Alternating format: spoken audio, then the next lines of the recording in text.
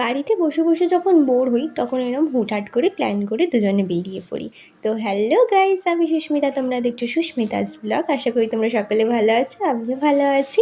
আজকে রবিবার আর শুভরও ছুটি, তো দুজনে মিলে একদম বেরিয়ে পড়েছিলাম বিকেল বিকেল। তো আজকে আমরা গেছিলাম বেহালা পণ্যশ্রীর আদর্শনগরে এই মোহিনীকুঞ্জ পার্কে। তো পার্কটা তো আমার খুবই ভালো লেগেছে।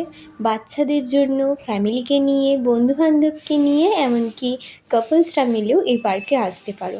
বেশ কিছুটা সময় কাটানো যায় নিশ্চিন্তে। বেশ অনেকটা জায়গা জুড়েই কিন্তু এই পার্কটা অবস্থিত। এখানে এত মানুষের ভিড়, কিন্তু তাও এই জায়গার মধ্যে একটা আলাদাই শান্তি ছিল। আসলে চারিদিকে এত সুন্দর পরিবেশটা যে আলাদাই একটা শান্তি অনুভব হচ্ছিল। চারিদিকে অনেক সুন্দর সুন্দর ফুল গাছ দেখেছি, আরও একটা ফলের গাছ দেখেছি, আরও অনেক গাছ ছিল যার নাম আমি জানি না, কিন্তু আমার তো খুবই ভালো লেগেছে। দেখো, এই একটাই ফুল কিন্তু তার কতগুলো কালার, অনেকগুলো কালার আমরা এখানে দেখতে পেয়েছিলাম। আর প্রত্যেকটা কালারই যেন মনমুগ্ধ করা। নিজের পরিবারের সাথে বা নিজের প্রিয় মানুষটার সাথে বা বন্ধুবান্ধবদের সাথে এসে কিন্তু অনেকটা সময় এরকমভাবে বসে বসে গল্প করে কাটিয়ে দেওয়া যায় এই জায়গায়। এতটাই সুন্দর যে কি বলবো তোমাদেরকে। বেশ শান্ত আর খুব নিরিবিলি। আর সবথেকে বড় কথা, প্রকৃতিতে এরকম সুন্দর জায়গায় বসে বসে তো এমনিই সময় কেটে যায় প্রকৃতি দেখতে দেখতে। আর এই যে রাস্তাটা দেখছো, এই রাস্তাটা কিন্তু পুরোটাই হচ্ছে এরকম পাথরের।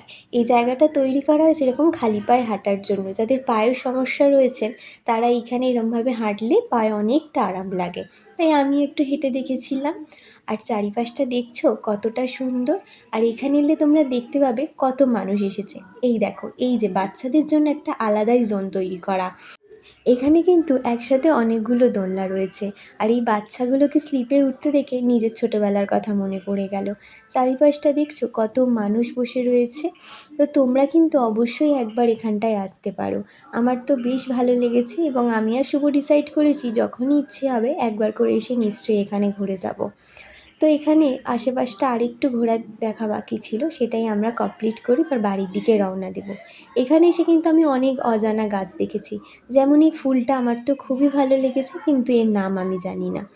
ঘোরাঘুরি কমপ্লিট হয়ে আমরা আবার বাড়ির দিকে রওনা দেব। বাইরে বেরিয়ে দেখলাম আস্তে আস্তে অনেকগুলোই দোকান বসছে। তোমাদেরকে বারবার রিকোয়েস্ট করছি একবার কিন্তু এই জায়গাটায় ঘুরে দেখে আসতে পারো। তো আজকের ভিডিওটা এই পর্যন্তই। ভালো লাগলে সে লাইক কমেন্ট করে দিও। চলো টাটা।